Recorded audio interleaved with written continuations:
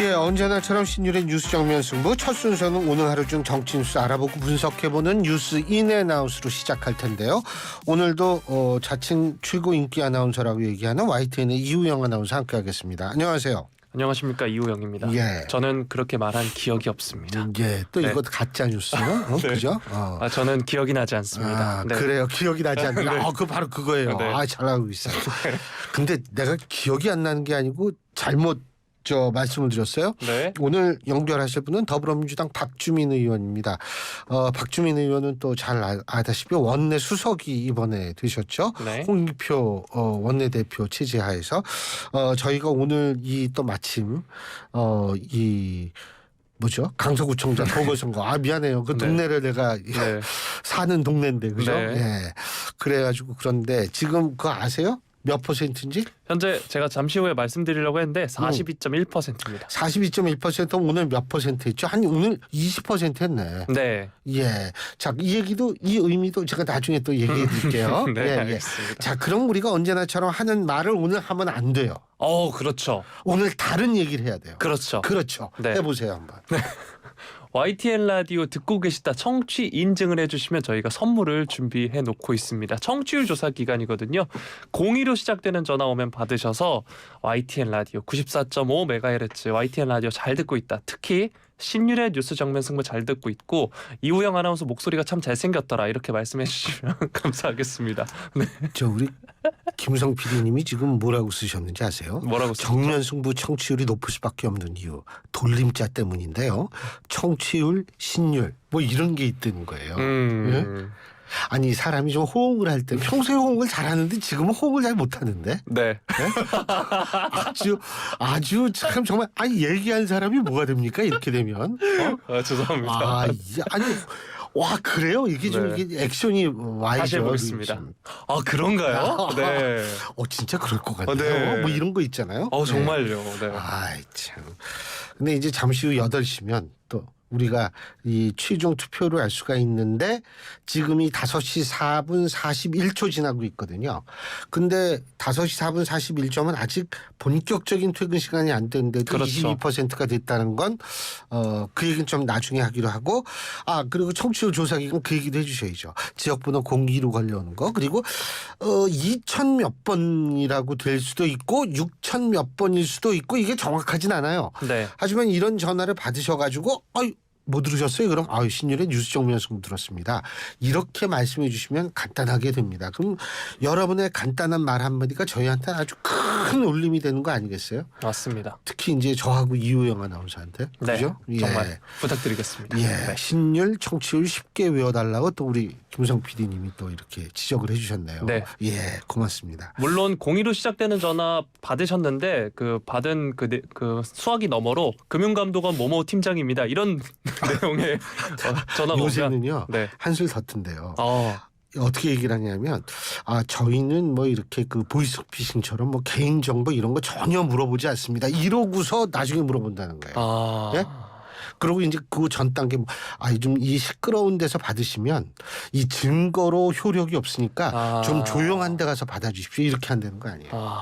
그러니까 이게 아주 고지능수가 되는데 제가 저거 하는 건 뭐냐면 그렇게 오면 전화 끊으시고 어디 서울중앙지검이요? 거기 뻑하면 서울중앙지검이잖아요. 그럼 서울중앙지검에 그 전화하시면 돼요. 네. 그 사람이랑 통화할 이유가 없습니다. 예. 그렇습니다. 예. 자, 오늘 어떤 얘기 하죠? 네, 이스라엘과 팔레스타인 간의 전쟁 이야기를 해보도록 하겠습니다. 이스라엘이 팔레스타인 무장정파 하마스와 맞불 공습으로 교전을 이어가는 와중에 가자지구 인근 자국민에게 대피령을 내렸습니다. 그래서 지상작전이 임박했다는 관측이 나오고 있는데요. 영국 일간지 가디언은 현지 시간 10일 전날 밤 이스라엘이 가자 인근 지역 자국민들에게 대피를 준비하고 72시간 동안 필요한 음식과 물, 다른 물자를 충분히 마련하라고 알렸다라고 전했습니다. 가디언은 이를 두고 지상작전이 임박했다는 분명한 신호라고 해석을 했고요. 실제로 이스라엘군 대변인은 가자 지구에 이미 수백 톤의 폭탄이 투하됐다면서 정확성이 아니라 피해의 방점을 두고 있다라고 말을 했습니다. 미국 일간지 월스트리트 저널도 이스라엘군이 가자 지구로의 지상 작전에 앞서서 30만 명의 예비역을 소집하고 있다라고 하면서 가자 지구에 대한 공습도 강화했다라고 전했고요. 이러한 가운데 가자 지구와 이스라엘의 경계를 따라 뻗어 있는 이스라엘의 232번 고속도로가 양측의 새로운 전선이 된 것으로 보인다라고 가디언은 전하기도 했습니다. 이 도로를 둘러싼 지역에서 공습과 대포 소리가 연일 들리고 이스라엘 탱크가 지나갔으며 군용 헬리콥터가 상공을 비행하는 모습이 포착됐다라고 합니다. 또 BBC 방송은 이스라엘이 공습을 강화하면서 가자 지구에서는 더 이상 안전지대는 없다라고 전했습니다. 팔레스타인 무장정파 하마스와 닷새째 지금 교전을 벌이고 있는 이스라엘인데 항공편까지 추가 도입해서 예비군 동원에 박차를 가한다라고 로이터 통신이 보도를 했습니다. 이스라엘 항공사 이스라에어는 사이프러스 라르나카, 그리스 코르프, 조지아 바투미에서 이스라엘로 귀국하는 항공편을 제공한다라고 얘기를 했고요. 앞서서 말씀드렸다시피 30만 명의 예비군을 소집했다라고 밝혔습니다. 그리고 조금 전에 지금 보도로 나온 소식인데 우리나라 단기 체류자 192명이 귀국을 했다는 소식도 전해졌고요. 네. 이번 동원령에 대해서 이스라엘 국민의 여론은 조금 엇갈리는 것으로 전해졌습니다. 영국에 거주하는 탈 카스토라는 분은 텔아비브에 있는 23세 누이가 동원됐다면서 입대하는 데 대해 무서운 생각이다 이렇게 전하기도 했습니다. 지난 주말부터 이어진 이 충돌인데요. 어느덧 닷새째고요. 어젯밤 제가 퇴근하면서 접한 소식은 사망자가 1,800명이 넘었다는 소식이었고 오늘 집계된 사망자 2,000명이 넘는다는 소식도 전해지고 있는데 이게 단순히 이스라엘 하마스 간의 충돌이 아니라 미국, 이란의 대리전이다 이런 이야기도 나오고 있는 상황인데요. 이 소식 뉴스인 부탁드리겠습니다. 저는 거기에 대해서 꼭 동의하지 않습니다. 네. 일단은 제가 말씀드리고 싶은 건 하마스 있죠. 하마스하고 헤즈볼라, 하마스라든지 이런 쪽은 수니파예요. 근데 이란은 그렇죠. 시아파잖아요. 근데 시아하고 순위는 비록 형제에 관한 문제지만 상당히 사이가 좋지 않은 걸로 우리가 잘 알려져 있고 그리고 실제로 이란이 부인하고 있습니다.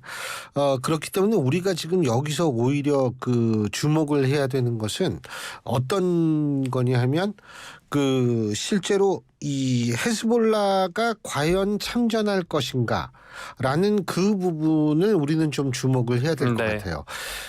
헤즈볼라 그러면은 여러분이 잘 아시면 레바논에 있는 무장 세력인데 과거에도 헤즈볼라하고 이스라엘하고 한번 본격적으로 전쟁 유사 전쟁을 치른 적이 있고요.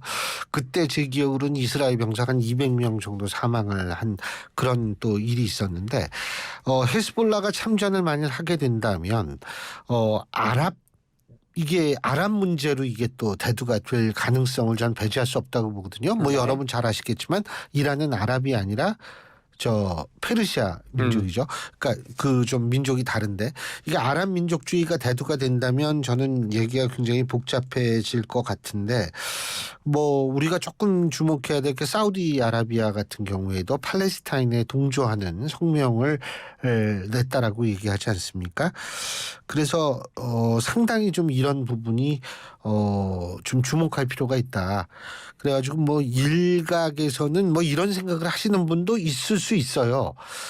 사우디아라비아가 이런 식으로 되고 아랍 전체로 하면은 이 부산 엑스포 유치 확률이 높아질 거 아니냐는데 지금 그거를 생각할 때는 아니죠. 지금 우리가 생각해야 되는 것은 실제로 얼만큼 지금 이스라엘하고 하마스하고의 이 전쟁이 오래 끌 것이고 이것이 아랍 전체로 번질 것인가 혹은 이슬람 전체로 번질 것인가 아니면 수니파 쪽으로 이것이 번질 것인가 이런 부분을 좀 주목해 봐야 될 거고 지금 벌써 유가 100달러 돌파 얘기도 나오고 그러지 않습니까? 이렇게 되면 굉장히 힘들어지죠. 네. 이후 여하를 막론하고 전쟁은 빨리 중단돼야 된다고 보고 그럼요. 있습니다. 네. 방금 전에 이제 유가 관련 소식을 얘기해 주셨는데요. 윤석열 대통령이 오늘 오후 용산 대통령실에서 이스라엘 팔레스타인 무력 충돌 사태에 따른 긴급 경제 안보 점검 회의를 소집을 했습니다. 아무래도 우리의 경제 또 안보에 영향을 끼칠 수 있는 요소기 때문인데요. 회의에는 박진 외교부 장관, 신원식 국방부 장관, 박문규 산업통상자원부 장관, 김규현 국정원장, 김병환 기획재정부 제1차관, 김대기 비서실장, 조태용 국가안보실장이 참석한다고 김은혜 홍보수석이 밝혔습니다. 기획재정부는 왜 1차관이 참석했냐라고 물으시는 분들이 있을 수 있는데 추경호 부총리 겸 기획재정부 장관이 현지 시간으로 11일에서 13일 모로코 마라케시에서 열리는 주요 20개국 재무장관 중앙은행 총재회의 및 국제통화기금 세계은행 합동 연차 총회에 참석하기 위해서 어제 출국을 했습니다. 윤 대통령의 회의 소집은 지난 7일 팔레스타인 무장정파 하마스의 기습 공격으로 시작된 이번 사태가 우리 경제, 안보에도 중대한 영향을 미칠 수 있다는 판단에 따른 것으로 보이는데요. 윤 대통령이 어제 대통령실에서 주재한 국무회의에서도 이번 사태와 관련해 정부는 긴장의 끈을 놓지 않고 민생 경제와 국가안보 측면에서 상황을 예의주시하라고 지시한 바 있습니다. 또 우크라이나 전쟁의 중동 사태까지 겹치면서 대외 경제 불안 요인이 커질 수 있다라고 이야기하면서 정부는 대외 불안정 요인에 긴밀히 대응하고 민생 어려움이 가중되지 않도록 전력을 다해야 한다라고 강조했습니다. 자, 앞서서 윤 대통령의 발언에도 나왔다시피 러시아 우크라이나 간 전쟁도 여전히 지속되는 상황에서 이스라엘 팔레스타인 충돌까지 우리 경제에 있어서도 영향이 상당할 텐데요. 이 소식 뉴스인 부탁드리겠습니다. 이게 우크라이나하고요. 하마스하고 전혀 관계가 없어 보이죠. 하지만 이 두 나라를 꿰뚫고 있는 공통점이 있습니다. 물론 그 공통점 가장 대표적인 게 전쟁을 겪고 있다라는 그런 공통점이 또 다른 공통점이 있어요. 뭘까요?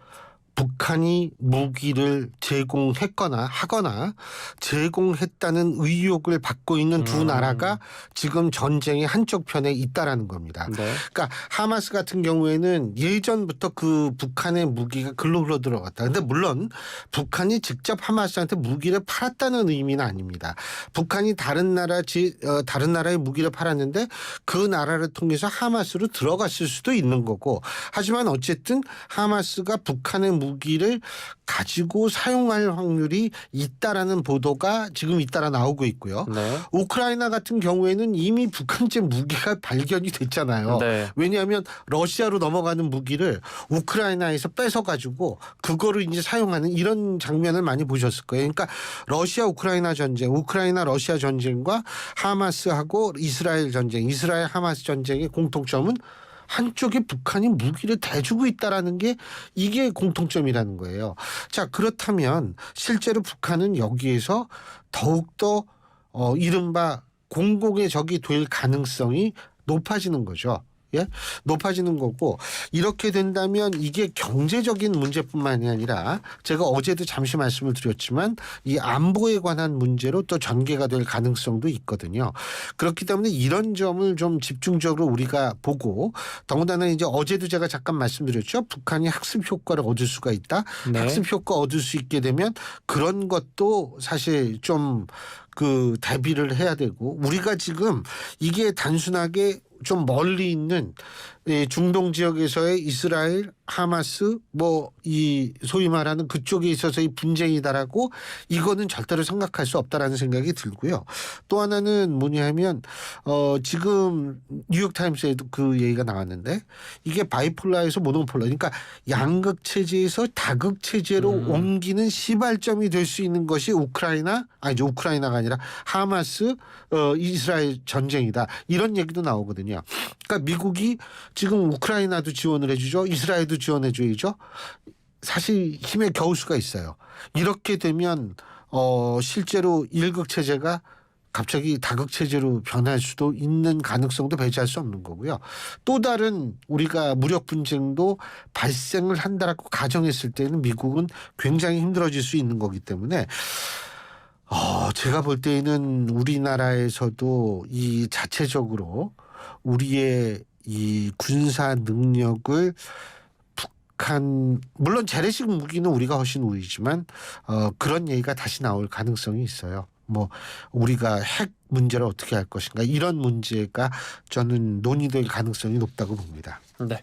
자, 다음 소식 넘어가겠습니다. 앞서서 오프닝 때도 말씀해 주셨던 서울 강서구청장 보궐선거 본투표 관련 소식인데요. 오늘 실시되고 있습니다. 오늘 오전 6시부터 오후 8시까지 강서구 내 투표소 131곳에서 진행이 되고 있는데요. 아직 투표를 하지 않으신 유권자께서는 검색하면 투표소가 나오니까 가까운 곳에 가셔서 투표하시면 되겠습니다. 사전 투표를 포함한 최종 투표 결과는 자정에 나올 것으로 예상이 되고 있습니다. 앞서서 사전 투표가 6일부터 7일 이틀간 진행이 됐고요. 투표율이 22.64%였는데 역대 지방선거와 재보궐선거 사전 투표율 중 가장 높은 수치를 기록을 했습니다. 최근에 있었던 선거와 비교를 해보면 2021년 있었던 서울시장 보궐선거는 21.45%를 기록을 했고요. 2022년 8회 지방선거는 20.43%를 기록한 바 있습니다.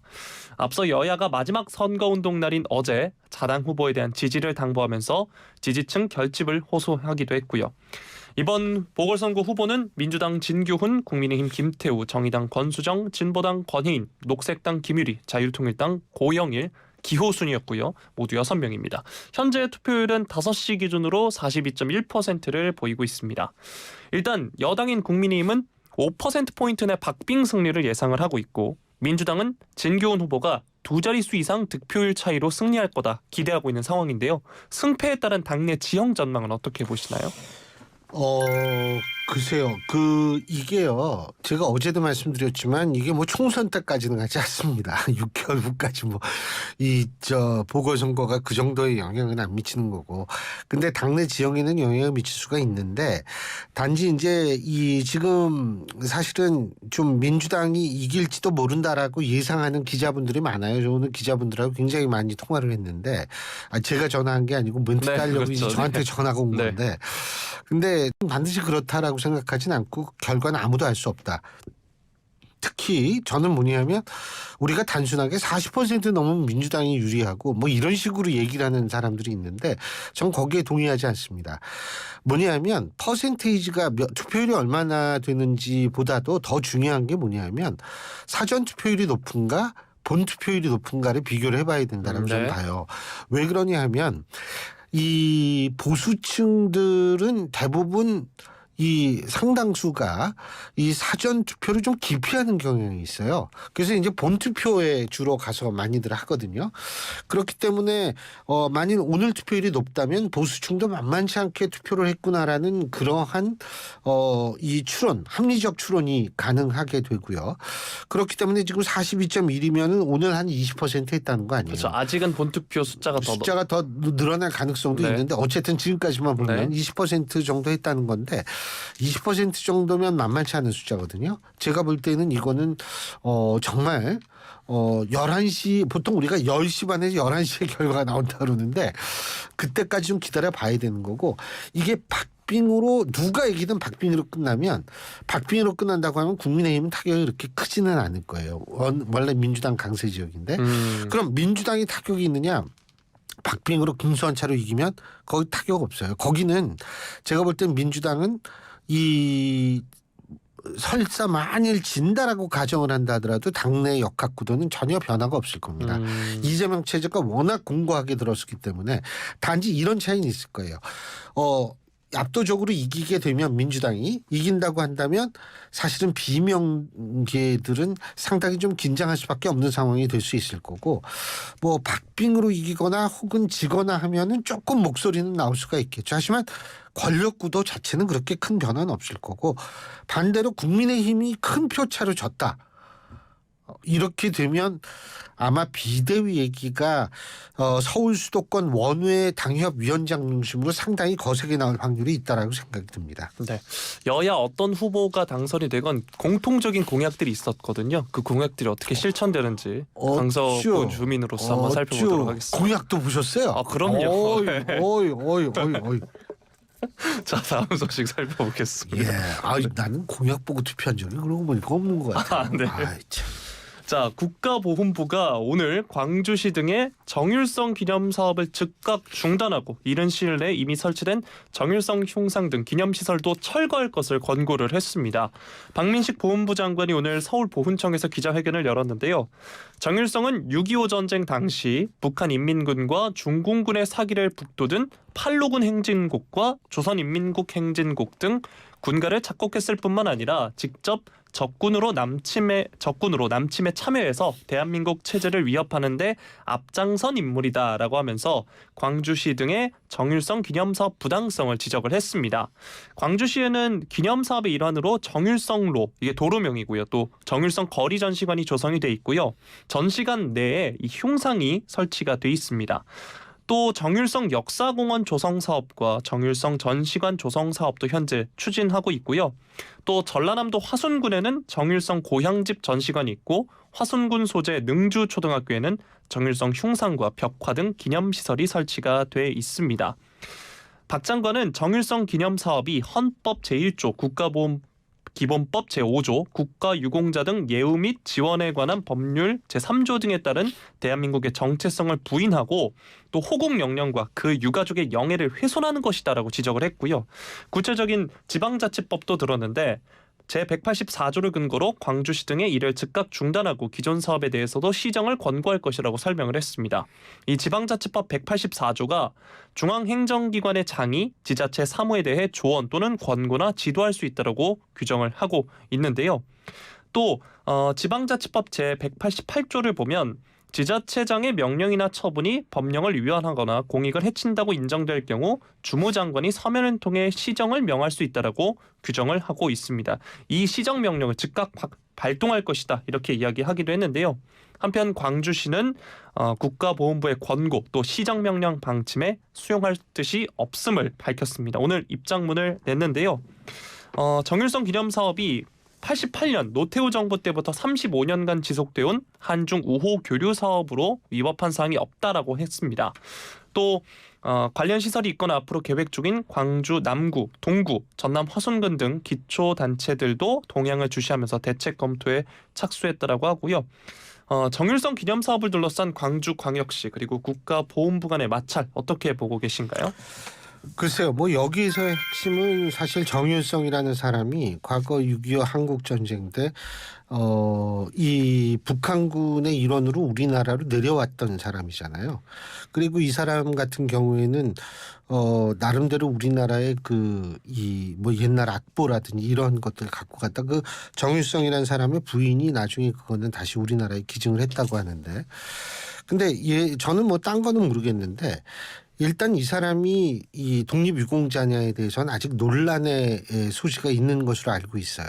네. 뭐 제가 이 논란의 소지가 있다 없다 얘기할 수 있는 입장은 아닌데 논란이 되고 있는 것으로 저는 알고 있고 그리고 어쨌든 6.25 때 북한군의 일원으로 아니면 중공군과 함께 우리나라에 들어온 것은 그거는 맞는데 문제는 저는 지금 뭐 있는 거 있잖아요. 그 정일성이라는 사람의 뭐 예를 들면 뭐 정일성 로도 있고 뭐 네, 흉상도 있고요. 흉상도 있고 네. 뭐 이거는 어쩔 수가 없죠. 근데 이 역사 공원이라고 얘기를 하는 거에 대해서는 지금 만들고 있는 거 아니에요. 그렇죠. 그죠? 추진하고 있는 사업들. 네, 지금 근데 저는 이거를 만들 이유가 있느냐라는 생각이 들어요. 왜 그러냐면 지금 이제 광주시의 표면적인 이유는 중국인 관광객들이 이제 많이 찾는다 이 얘기 아닙니까? 근데 중국인 관광객들을 위해서 우리가 물론 해줘야 될 게 있겠죠. 하지만 우리의 어떤 과거의 역사, 그것도 불행했던 역사 중에 상당히 또 우리의 많은 희생을 치를 수밖에 없었던 그런 역사 속에 반대편에 섰던 사람을 이 관광객 유치라는 명목하에 이렇게 뭐 공원까지 만들 필요가 있을까에 대해서는 저는 사실 좀 여러 가지 의견을 좀 들어봐야 되는 거 아닌가 이런 생각이 들어요. 이거는 광주시만의 문제는 아니거든요. 역사가 어떻게 특정한 지역에 관한 문제가 될 수 있겠습니까? 그렇죠. 여기에 출생지가 비록 정유성이라는 사람이 여기서 태어났다고는 하지만 중요한 건 이건 출생지에 관한 문제가 아니거든요. 그래서 이런 것들이라는 것은 정말 전 국민을 대상으로 뭐 여론조사를 하던 뭐 뭐를 하던 간에 공론조사를 하던 이거는 뜻을 모아야 될 문제지 이건 단순하게 뭐 중국 사람들 뭐 한중 우호 사업 이런 차원의 문제는 아니라고 봐요. 예. 네. 자, 추가 네. 오늘은 여기까지. 오늘 여기까지 해야 네. 되군요. 예, 예.